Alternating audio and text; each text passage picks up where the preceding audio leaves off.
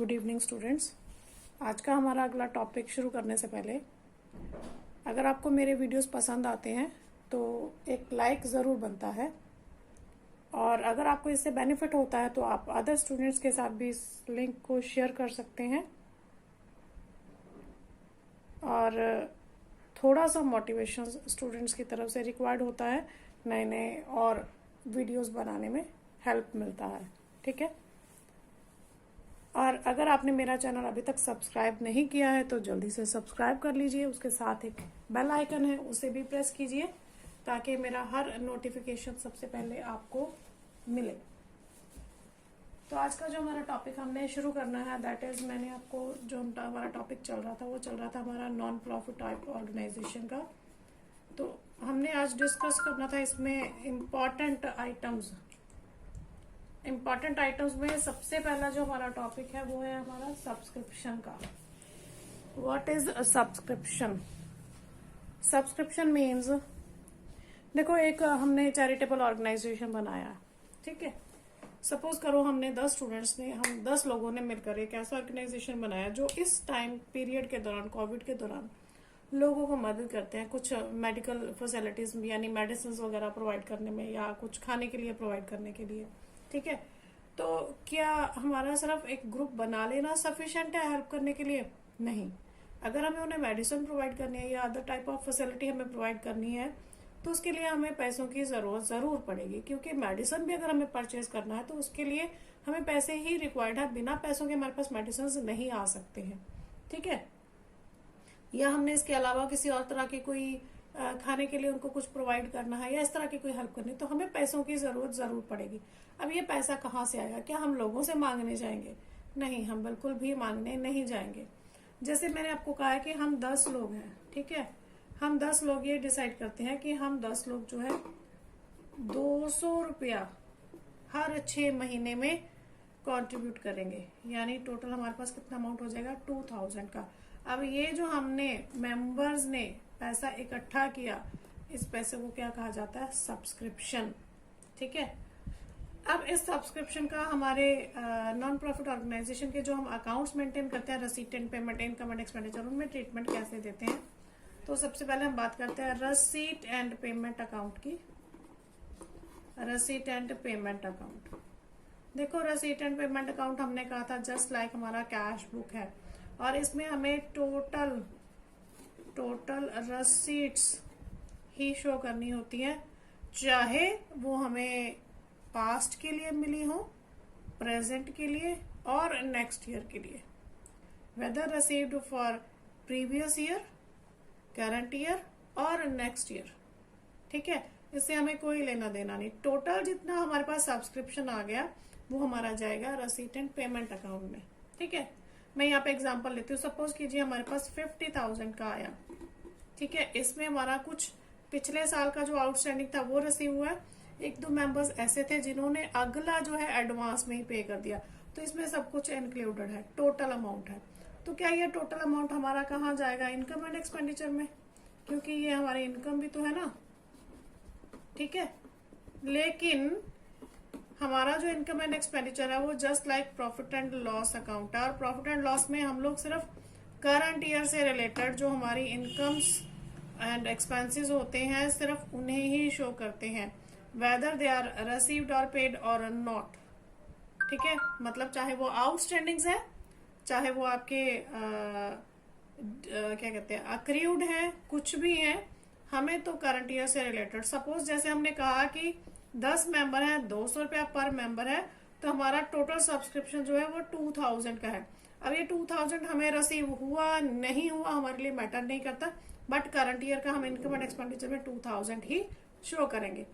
अब income and expenditure में हम इसका ट्रीटमेंट कैसे करेंगे, हम ये देखें। हमारे पास इसमें कुछ केसेस गिवन है, उनके बिहाफ पर हम लोग देखेंगे कि किस तरह से हम सब्सक्रिप्शन को इनकम एंड एक्सपेंडिचर के लिए कैलकुलेट करते हैं। हाँ जी, फर्स्ट केस है when year wise breakup of subscription is not mentioned, यानी there is no description regarding the subscription received during the year. तो वहां पर हम कैसे इसको कैलकुलेट करेंगे? हमें हमारे क्वेश्चन में दिया है, रिसीट एंड पेमेंट में दिया है टोटल सब्सक्रिप्शन रिसीव्ड। अब हमारे पास एडजस्टमेंट्स में कुछ चीजें मेंशन है, जैसे ओपनिंग आउटस्टैंडिंग है, क्लोजिंग आउटस्टैंडिंग है, ठीक है, रिसीव्ड इन एडवांस है, received in advance in previous year है, तो वो हम कैसे, जो received in advance in previous year है वो हम कैसे एडजस्ट करते हैं। तो इसके लिए हमारे पास एक फॉर्मेट है, उस फॉर्मेट को हम फॉलो करेंगे। तो फॉर्मेट क्या कहता है, सबसे पहले हम यहाँ पर नोट डाउन करेंगे under the first criteria when the year wise breakup of subscription is not given, यानी there is no description regarding total subscription received during the year। ठीक है, हमें नहीं पता कि करंट ईयर का हमें कितना मिला है, उसमें पास्ट ईयर का कितना इंक्लूडेड है, नेक्स्ट ईयर का कितना इंक्लूडेड है, हमें कोई भी इंफॉर्मेशन नहीं है। तो उस टाइप पे हम क्या करते हैं, सबसे पहले हम लेते हैं total subscription received during year। ठीक है, सपोज हम यहाँ पे लेते हैं 2021 और हमारा ये ईयर जो है 1 अप्रैल 2020 टू 31 मार्च 2021 है। ठीक है, हमने यहाँ पे लिया total subscription received during the year, जो हमें हमारे रिसीट एंड पेमेंट अकाउंट में मेंशन्ड है। अब इसमें हम कुछ चीजें ऐड करेंगे, कुछ चीजें लेस करेंगे। ऐड क्या करेंगे, ऐड हम वो करेंगे जो हमारा करंट ईयर से रिलेटेड है, वो सब्सक्रिप्शन जो हमारी करंट ईयर की है, वेदर रिसीव्ड और not, whether received in advance in previous year, but वो करंट ईयर की है तो वो हमें इसमें इंक्लूड करनी होगी। लेकिन वो इनकम जो करंट ईयर की नहीं है, यानी पिछले साल का कोई आउटस्टैंडिंग है या नेक्स्ट ईयर का कोई एडवांस है, तो वो हमारा करंट ईयर से रिलेटेड नहीं है, वो हमें इसमें बिल्कुल भी नहीं लेना, वो हम उसे क्या करेंगे, यहाँ से लेस करेंगे। तो सबसे पहले हम ऐड की बात करते हैं, हम दो चीजें ऐड करेंगे। सबसे पहले हम ऐड करेंगे आउटस्टैंडिंग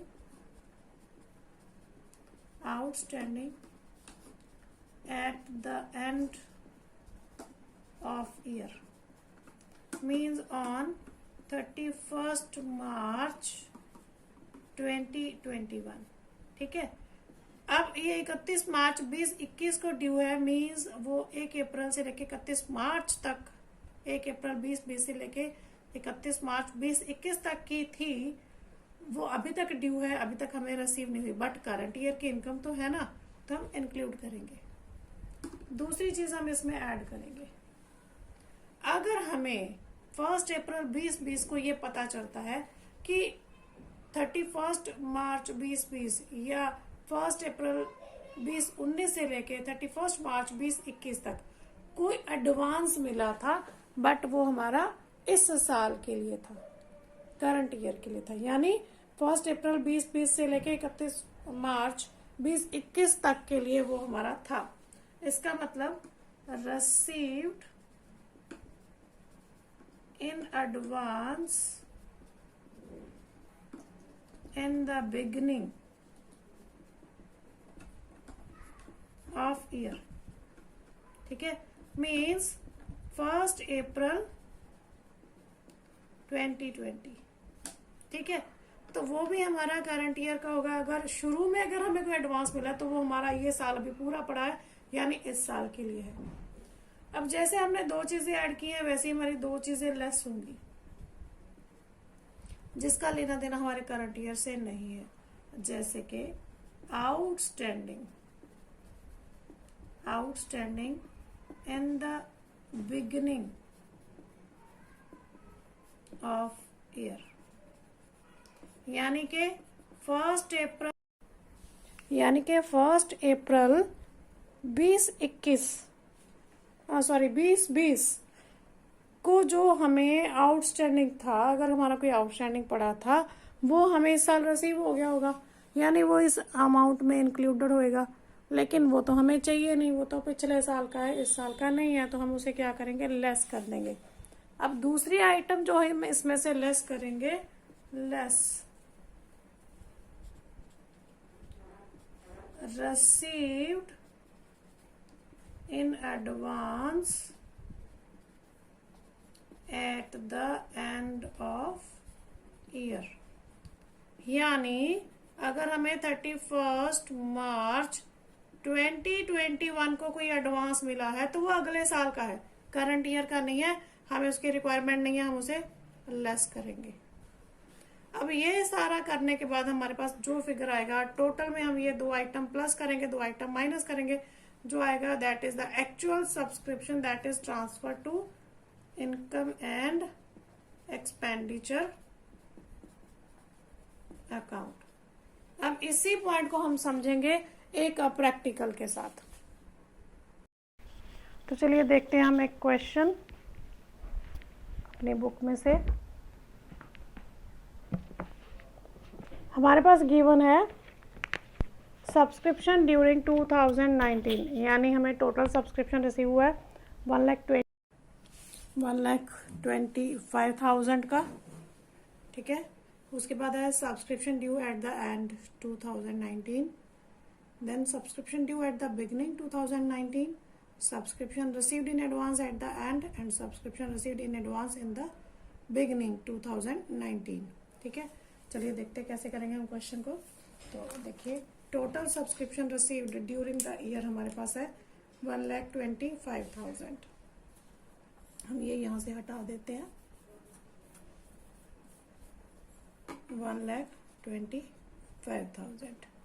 सेकेंड स्टेटमेंट हमें गिवन था subscription due at the end 2019 means subscription outstanding at the end of the year 2019, यानी कि साल के एंड में अगर कोई आउटस्टैंडिंग है मीन्स वो करंट ईयर का है, करंट ईयर का है तो वो इसमें इंक्लूड होना चाहिए। तो वो हमारा कितना है 25,000, ठीक है। उसके बाद वो कहते हैं subscription due in the beginning of 2019, इसका मतलब साल के शुरुआत में हमारा आउटस्टैंडिंग है तो वो हमारा प्रीवियस ईयर का है, करंट ईयर का बिल्कुल भी नहीं है, उसकी हमें कतई जरूरत नहीं है, वो हम इसमें से माइनस करेंगे, ठीक है। तो इसका मतलब less outstanding in the beginning of the year 2019। ये हमारी अमाउंट गिवन है जी 12,500 की, ये हम क्या करेंगे माइनस। देन हमारे पास है जी subscription received in advance at the end of the year, at the end of the year, इसका मतलब 2019 के एंड में हमें रिसीव हुआ एडवांस, वो अगले साल के लिए है, वो भी हमारा करंट ईयर का नहीं है, तो वो भी हमें नहीं चाहिए, वो भी हम क्या करेंगे माइनस करेंगे। And the last statement is subscription received in advance in the beginning of 2019, received in advance in the beginning of 2019। तो ये क्या है, ये पिछले साल कोई एडवांस मिला था, अगर पिछले साल एडवांस मिला था तो इस साल के लिए मिला होगा, तो वो हमें रिक्वायर्ड है क्योंकि हमारा करंट ईयर का इनकम है, तो वो 10,000 हम इसमें क्या करेंगे इंक्लूड करेंगे। अब ये दो चीजें हमारी प्लस होनी है और ये दो चीजें माइनस होनी है। हम देखते हैं हमारा इसका बैलेंस कितना आता है, 1,25,000 प्लस 25,000, 1,50,000 प्लस 10,000, 1,60,000, ठीक है।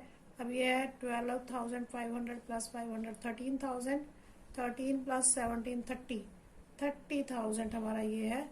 तो इसका मतलब हमारा बैलेंसिंग फिगर कितना आएगा 1,30,000। This is the actual, this is the actual subscription for the current year which is transferred to income and expenditure account। तो इस तरीके से जब हमें ईयर वाइज बाइफर्केशन ना दी हो सब्सक्रिप्शन का, तो उस टाइम पे हम इसको इस तरीके से सॉल्व करते हैं, ठीक है। तो ये था हमारा फर्स्ट मेथड। सेकेंड मेथड क्या कहता है देखते हैं। सेकेंड पॉइंट कहता है when year wise breakup of subscription given in receipt and payment account, मतलब हमें रिसीट एंड पेमेंट अकाउंट में अलग अलग तरह से इंफॉर्मेशन प्रोवाइड की है, ठीक है। अब मैं आपको इसको एक एग्जांपल के साथ क्लियर करती हूँ। मान लीजिए हमारे पास रिसीट एंड पेमेंट में गिवन है 2014, ठीक है। 2014 की जो सब्सक्रिप्शन हमें 2015 में टोटल रिसीव हुई है, लेकिन 2014 की जो है वो है 2310, ठीक है। और 2015 की जो हमें रिसीव हुई है वो 79,200 है। और 2016 के लिए हमें रिसीव हुई है वही है 5940, ठीक है। ये सब्सक्रिप्शन हमें हमारे रेसिट एंड पेमेंट अकाउंट में मेंशन्ड है कि 2015 हमें सब्सक्रिप्शन रिसीव हुई है।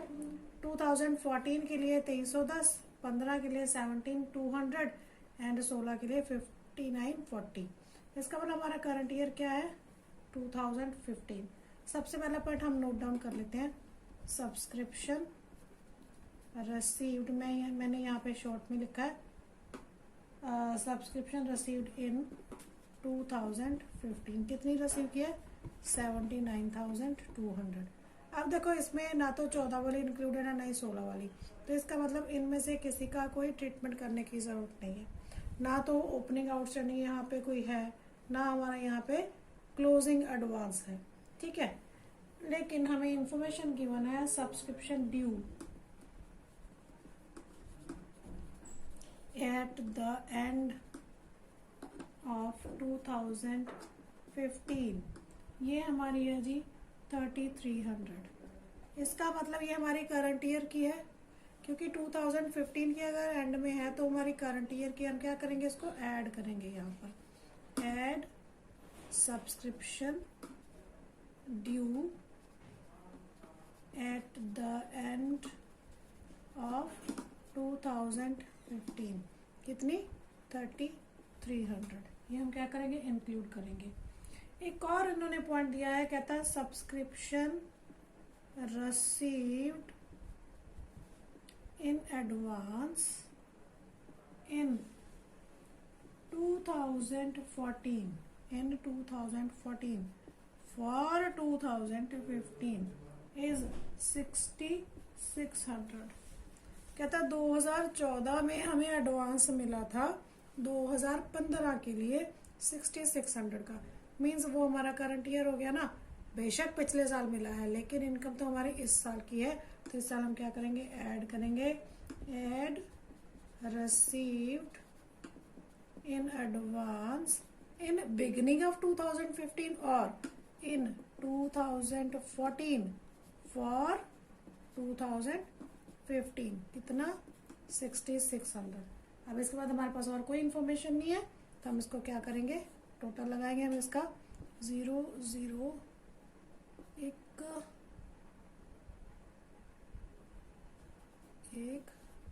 89,100 this amount transferred to income and expenditure account, ठीक है जी। तो ये हमारा करंट ईयर का इनकम है सब्सक्रिप्शन से जो हमें रिसीव हुआ है। ये था हमारा सेकेंड पॉइंट, ठीक है। अब कई बार क्या होता है कि हमें नंबर ऑफ मेंबर्स गिवन होते हैं, हमें इसी तरह से बाइफरकेशन भी गिवन होती है, और हमसे पूछा जाता है कि आप बताइए कि आपके इनकम एंड एक्सपेंडिचर में कितना अमाउंट जाएगा, यानी कि when the number of members and the annual subscription पर मेंबर इज गिवन, तो उस टाइप पे हम क्वेश्चन को कैसे करेंगे आइए देखते हैं। हाँ जी, तो देखिए हमारे पास क्वेश्चन है कि हमें 2015 में सब्सक्रिप्शन रिसीव हुआ, हमारे रेसिट एंड पेमेंट में बाइफरकेशन है, 2014 का 3000, 15 का 42,000 एंड 16 का 6,000। अब हमारा करंट ईयर यहाँ पे क्या है 15, तो हम ले लेते हैं सब्सक्रिप्शन रिसीव्ड इन 2015, कितना 42,000। अब यहाँ पर हमें मेंशन्ड है there are 200 members each paying ₹300, ठीक है जी। इसका मतलब हमारा टोटल सब्सक्रिप्शन जो है 200 मल्टीप्लाई 300 यानी कि 60,000। इसका मतलब यहाँ पर मैं टोटल लगा लेती हूँ, इसका मतलब मुझे यहाँ पर 60,000 चाहिए total subscription transferred to income and expenditure. मुझे ये फिगर चाहिए, ये कैसे आया 200 इंटू 300, ये हमें गिवन है, ठीक है। और वो ये कहता है कि 10 मेंबर हैं जिन्होंने 2014 में 2015 के लिए एडवांस में पेमेंट कर दिया था, यानी advance in the beginning of the year. कितने मेंबर्स ने? 10 मेंबर्स ने। कितना अमाउंट? 300 इंटू 10 यानी कि 3000, ठीक है। इसका मतलब यहाँ पर करेंगे हम add received in advance in 2014 for 2015। कितना? 10 members मल्टीप्लाई 300 ईच यानी 3000। अब देखिए टोटल मेरा 60,000 आना चाहिए, लेकिन ये कितना बना? सिर्फ 45,000। मेरा डिफरेंस कितना है? 15,000 का। इतना डिफरेंस है, यानी यहाँ पर मेरे पास ये क्या है? बैलेंसिंग फिगर है, ठीक है। अब ये 15,000 मेरा क्या हो सकता है? इसका मतलब ये 15,000 का अमाउंट है जो अभी तक ड्यू है, मुझे रिसीव नहीं हुआ। तो मेरा क्या होगा? एड आउटस्टैंडिंग ड्यू कर लो, due at the end of 2015। ये मेरा क्या है? बैलेंसिंग फिगर आएगा, ठीक है जी। तो इस तरीके से हम सब्सक्रिप्शन जो है वो कैलकुलेट करते हैं, ठीक है। तो ये था हमारा सब्सक्रिप्शन। नेक्स्ट इसके बाद कुछ और इम्पोर्टेंट आइटम्स हैं, वो हम डिस्कस करेंगे कल, ठीक है। और आप इसके प्रैक्टिकल्स ट्राई कीजिए। अगर आपको प्रैक्टिकल्स में कोई डाउट आता है तो आप मेरे को मैसेज करके अपने डाउट्स क्लियर कर सकते हैं। वीडियो पसंद आते हैं तो लाइक शेयर सब्सक्राइब ज़रूर कीजिए और बेल आइकन प्रेस कीजिए ताकि आपको मेरा हर नोटिफिकेशन जल्द से जल्द रिसीव हो सके। Thank you very much.